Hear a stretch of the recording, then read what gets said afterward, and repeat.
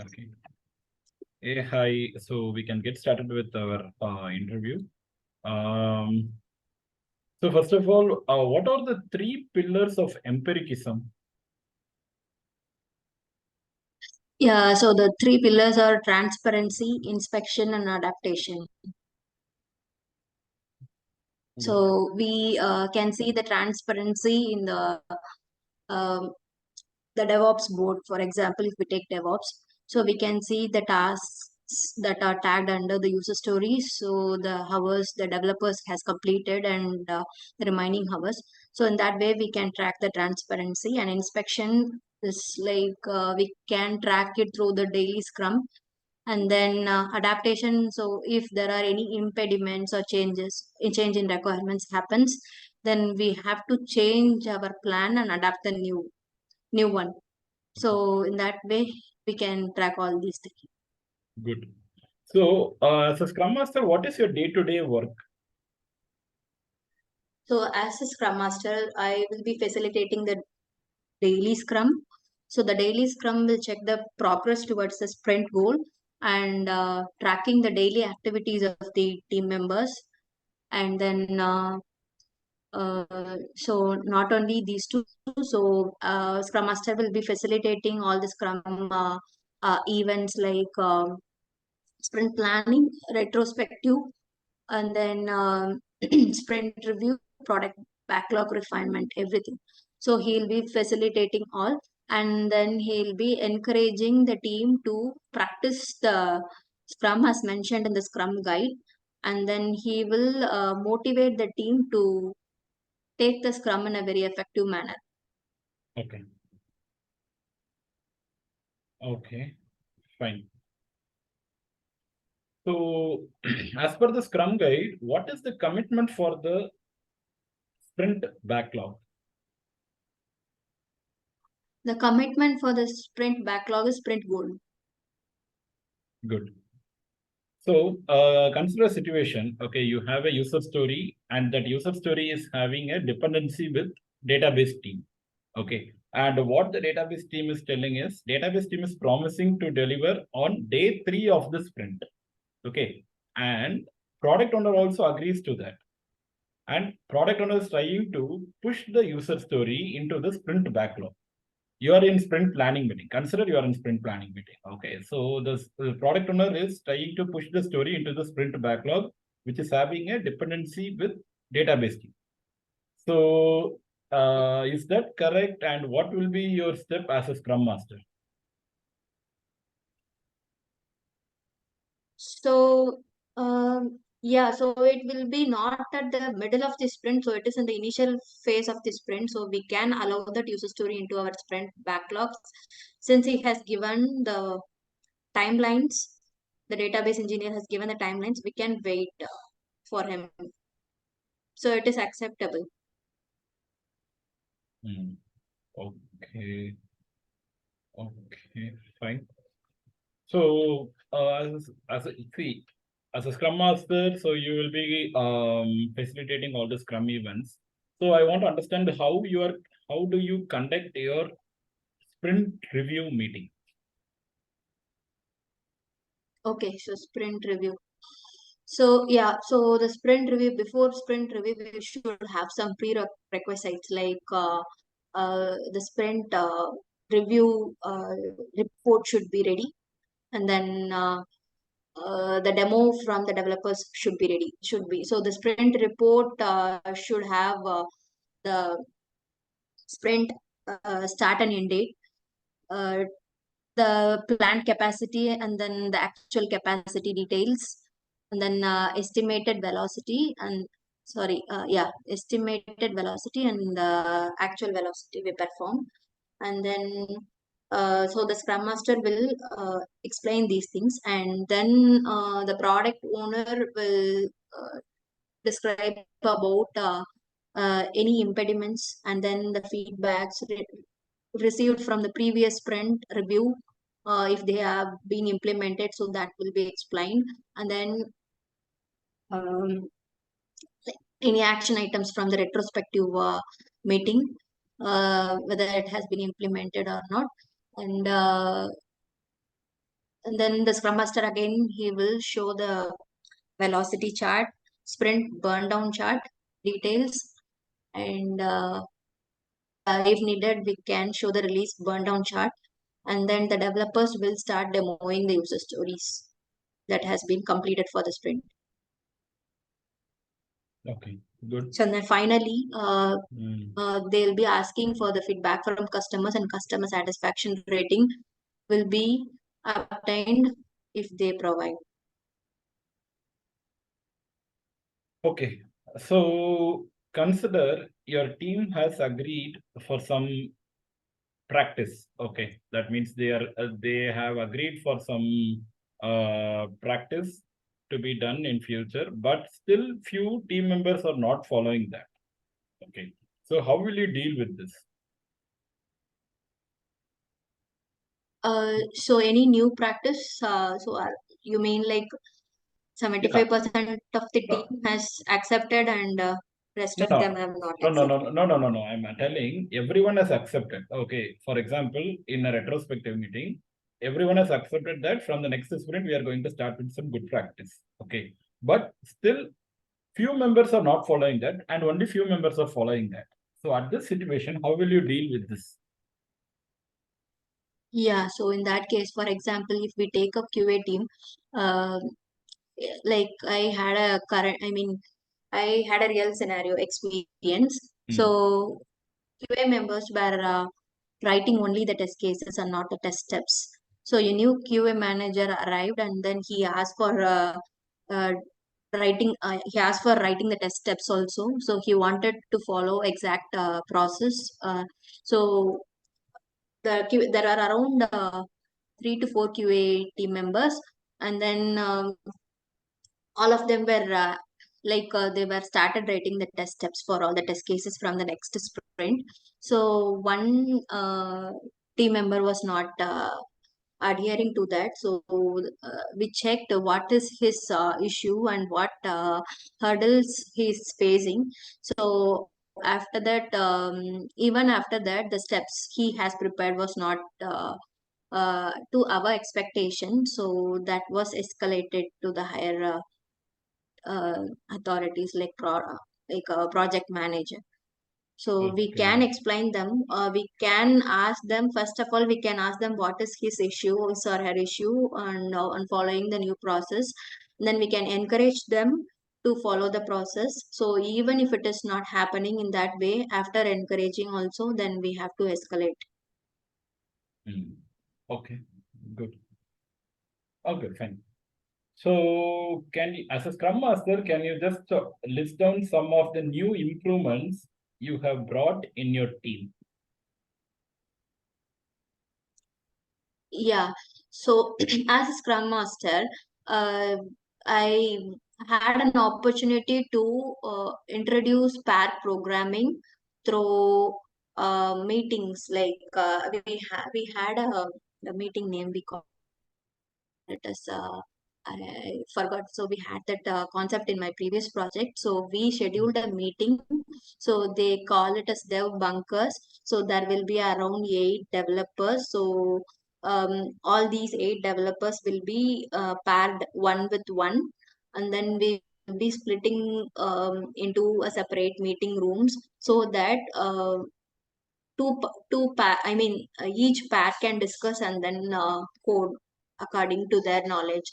So if someone is lacking some knowledge in any of the practices they are or technologies they are following, other one can assist. So in that way the development activity will get boosted. So that is one of the achievements we have done. So we call that meeting as dev bunkers. So in that way the development activity has been speeded up. Hmm. Okay, good. Okay. So I believe like you would have worked in epics, right? So can you just explain one epic and tell me how you splitted that particular epic as user stories from your project? Just on a very high level. Okay. I can tell. Yeah. Okay. So, for example, we had an epic payment.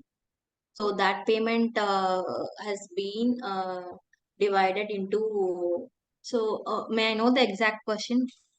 Yeah, So you see, want me to answer like what is epic and how it is no, divided? no, no, no, no, no.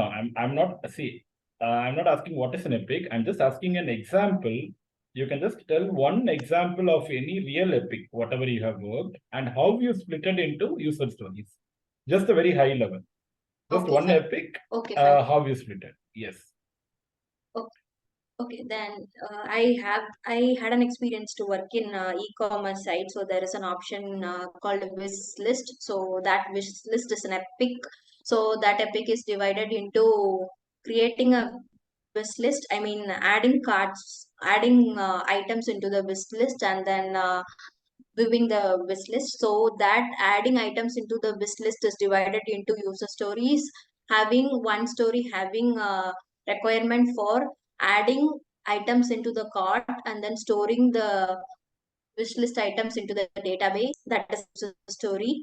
And then the next feature, viewing the wish list, is like creating a view of the wish list page. That is divided into one user story, and another user story is having a link in the home page, having a link of wish list in the home page.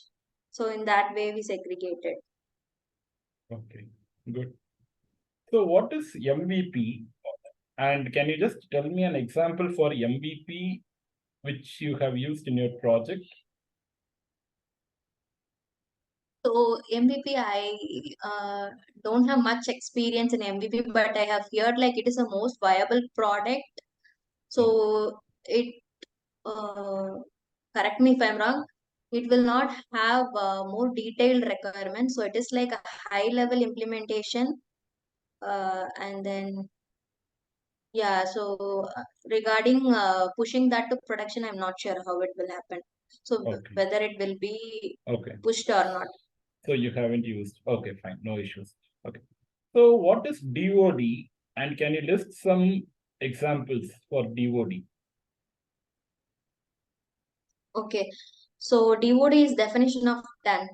So definition of done is I mean a product backlog item is subjected to definition of done when all the task that has been created under the backlog item has been moved to done state. So sorry, so it is definition of done, not acceptance criteria. Sorry. So Mm-hmm. yeah, definition of done. It is we have like it is a formal description of a state of the increment when it meets a quality criteria. So definition of done happens when definition of done gets satisfied when the sprint has all the user stories with code reviews done, unit testing done, and then QA testing done, and then sprint review is done. So when all these um, have been satisfied, then the definition of done will be satisfied and achieved.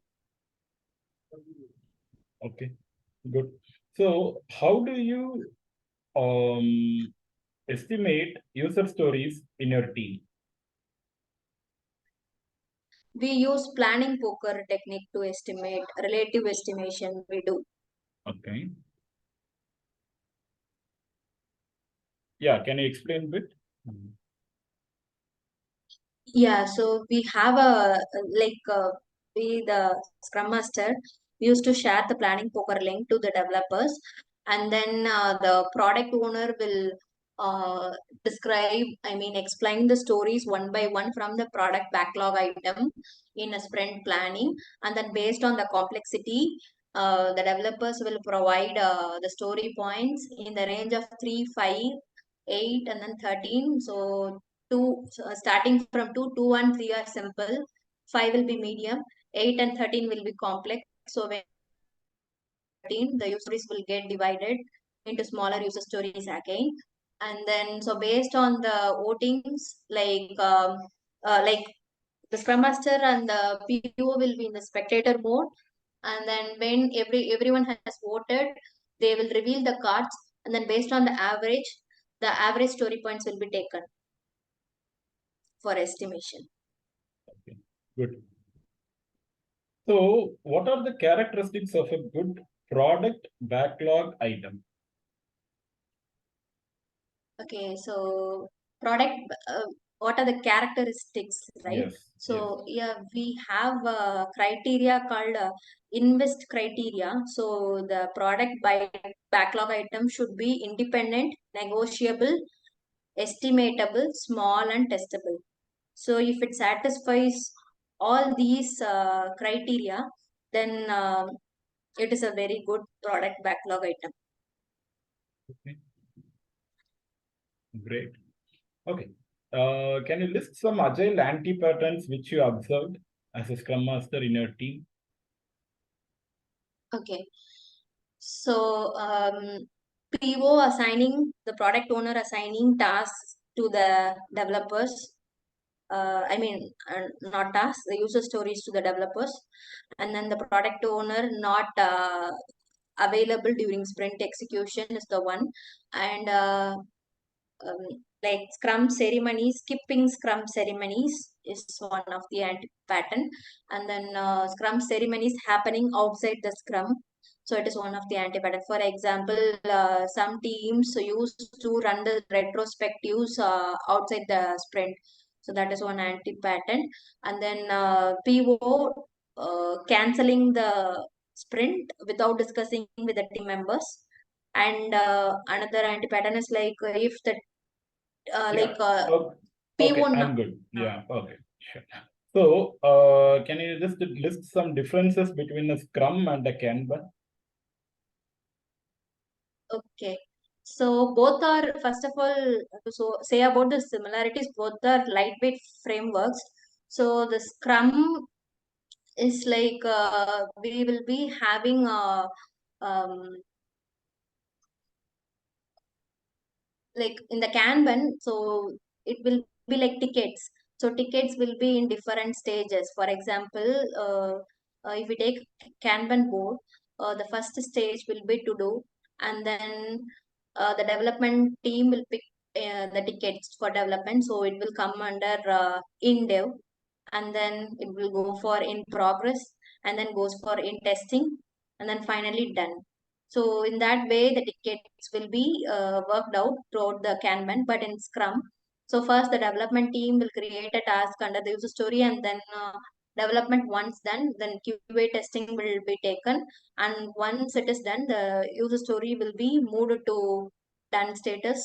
Once the sprint review is done, and then the Scrum uses velocity and capacity for estimating. And then here the Kanban, they use cumulative flow and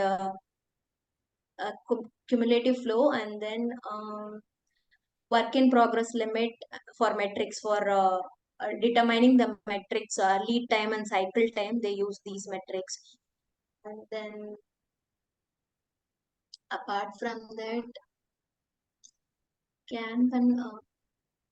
So yeah, so if we will have work in progress limit in Kanban, so if we will have a limit like around only 5 tickets should be in dev column. So if it goes above 5, then we have to remove any of the tickets and then move it to the previous columns. So we don't have that option in the Scrum.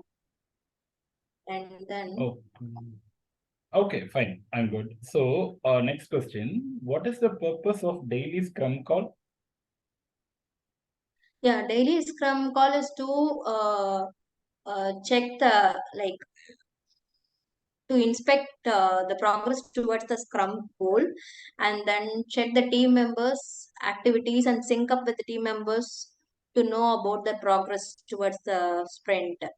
And also as a Scrum Master, we have to check whether the capacity is getting burned out or not based on previous Hmm. days update from the developers. Okay. Okay. So consider during your sprint review, okay, the product owner or the stakeholder, okay, consider the stakeholder does not agree to the future, whatever the team has implemented. Okay. So as a Scrum Master, Okay. what will you do? So I will try to explain him that um, like based on the software requirements, we have done the sprint planning, and then we estimated that user story, and it has been like all accepted and then implemented one. So I will try to explain the stakeholders. So if he is not accepting, then we will get his feedback and then add it as an user story again in the future sprints. Good. Okay. So can you explain the relation between a capacity and a velocity? Okay. So capacity is the like the available per, I mean, the person hovers for each resources in the team. For example, if there are 6 developers and it is a 10-day sprint, then the capacity will be like 8 hours a day. No, like six. Yeah, okay. So 6 into 8. So uh, numbers. So like per day it is 60 hours, and then for per sprint, so it will be like 600 hours. So this calculation of availability of team members for the sprint uh, determining is called capacity, and velocity is like the story points, like the story points that is required for velocity. Let me explain it clearly. So velocity is the amount of work a Scrum team can do to complete a sprint. So it will be estimated in story points. Capacity will be estimated in hours. So capacity is the availability of the team, and then velocity is the story points that a team can complete to achieve the goal. Hmm. Okay. Good. Okay.